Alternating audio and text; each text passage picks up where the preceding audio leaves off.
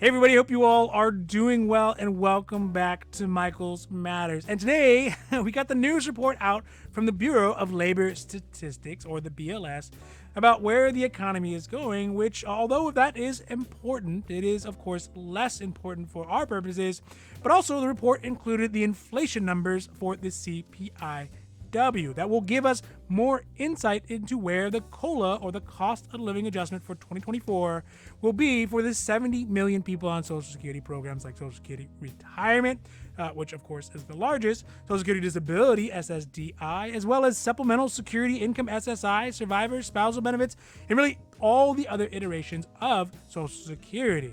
So today we are talking about the most recent inflation numbers, what that means for the COLA for next year for people on Social Security benefits, and where it should actually be if it were to keep up with the real cost that older and senior Americans face. Now, this is Michael's Matters, and before we get to it, if you like these videos, if you find them interesting, if you find them helpful, or hey, if you even find them useful, please don't forget to like and subscribe, because it really does help the channel to grow, and we are so thankful for that. But also because you get updates when our newest, most informative videos become available.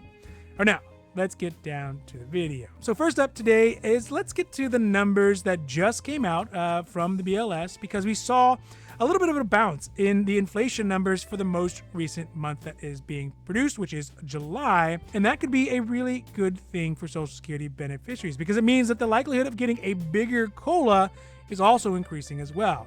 The CPI numbers, which are the numbers for the overall inflation, not used for COLA, but just to give us an idea of where the actual cost of things are going on the overall economy, it went up from the previous month from 3% up to 3.2%, which is not an astronomical jump, no, not really, but it does mean that the cost of some things, more specifically things like shelter, which went up 7.7%, transportation services that went up 9.0%, and one interesting one, which is food consumed at employee or school sites, was up by 23.7%. Oh man, those tater tots are getting expensive. Now remember, these numbers, they may not feel like they fall in line with what we are paying right now at the gas station or the grocery store or at your school cafeteria.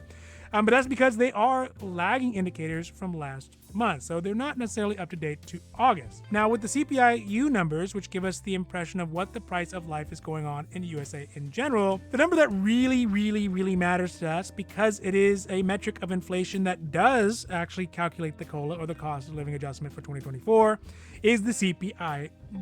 This number is the Consumer Price Index for urban wage earners and clerical workers, and it tends to be lower than the general inflation numbers, the CPI. And I'm not saying that is why it is used, but it is just very convenient to use a number that defines how much people get for their Social Security benefits that is almost always less than the general inflation numbers. Just saying. That being said, the CPI came out to a number that shows that this type of inflation is increasing as well, but at a much slower rate than the general inflation rate, and it increased at 2.6%, which is still up from the previous month at 2.3%, but not a ton. So there definitely is an increase, which again is good for people on Social Security benefits, that they could get a COLA that is starting to move in the upward direction. But also keep in mind two things. First is that the COLA is calculated off a 3-month average that started in July, which is the month they are reporting on, and ends in September. So if it is up 1 month and then down the next month, it really will depend on that last month where it ends up. So if we look at the current 3-month average for the CPI, then we can see that the 3-month average up to the month of July is at 2.83%, which is still very much below where it was when we did the 3-month average ending in June, which was at 3.5%. So basically this month, the average dropped by $12.25 a month in benefits versus if it had been done in June. So that also means that at today's average, the average Social Security benefit across the country would increase by $52.06 a month, putting the overall average national benefit at $1,889.35 a month. Again, down from where it was last month, hypothetically, where it would have been at $1,901.60. Another important point to be made about this is that if the cost of living adjustment, or the COLA, was actually based off the general inflation numbers, the CPI, perhaps a more accurate reflection of the cost across the country, the COLA's monthly average benefit would be about $10 higher at $62.47 more a month in monthly benefits, or a total of $1,899.76. Lastly today, I want to take a look at another metric of inflation that would really be a much better indicator of what the COLA increase should be to better represent the cost that older Americans and retirees have, which is the CPIE, or the so-called Consumer Price Index for the elderly. Now, this measurement is super important because, well, it actually measures how much the cost of things that older Americans buy and how much they are going up. So it is not the general measurement of inflation for Americans or the measure of cost of goods bought by the average urban clerical worker like the CPIW, but is a more specific measurement of things that older Americans buy and a tracker of those things from one year to the next. One of the main reasons why this has not been adopted is because it does reveal the true cost that older Americans face, which are way higher than what the CPIW indicates, and is even higher than what the CPIU shows, which means that if it was adopted, the COLA would go up by a very sizable percentage more, and seniors would, in fact, get a much bigger increase that is tied to their real cost, but it would be super expensive and put more stress on the Social Security system that is already, not in great financial shape. So looking at the CPIE, it does show that the rate of inflation for older Americans in the month of July went up substantially larger by 3.81% than the CPIU, which only showed 3.2%, or the CPIW, which the COLA is calculated to, at 2.6%. So if we compare the 3-month averages of all three measurements, the CPIE 3-month average is at 4.2%, the largest of the three.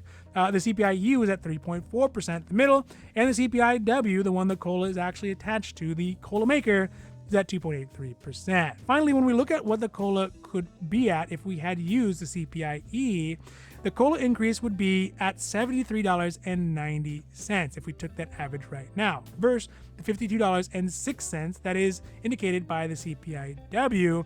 It would mean that the COLA for 2024 increase would put that average U.S. Social Security benefits at $1,911.19 a month versus the $1,889.35 like it would be from the CPIW at the moment.